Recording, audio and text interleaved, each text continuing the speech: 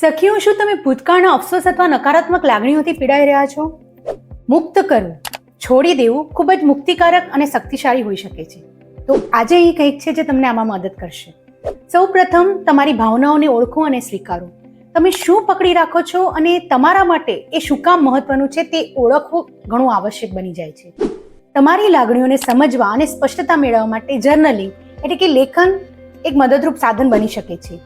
બીજું, માફ કરવાની કળા શીખો. આનો અર્થ એવો નથી કે ખરાબ વર્તન માટે માફી આપવી, પરંતુ આશય માત્ર એ છે કે આપણે આક્રોશના ભારથી મુક્ત થવો.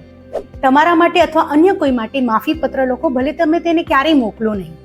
અને ત્રીજું, હાલની ક્ષણમાં જીવતા શીખો. એવી પ્રવૃત્તિઓમાં જોડાઓ જે તમને આનંદ અને સંતોષ આપે. સજાગતાની પ્રેક્ટિસ જેમ કે ધ્યાન અથવા ફક્ત પ્રકૃતિની નજીક હોવું તમને વર્તમાનમાં રહેવામાં મદદ કરી શકે છે. સખીઓ, મુક્ત થવાની પ્રક્રિયા એક યાત્રા છે અને તેને માટે સમય જોઈએ છે. તો તમારા પ્રત્યે ધીરજ રાખો અને યાદ રાખો કે દરેક પગલું પ્રગતિ તરફનું છે.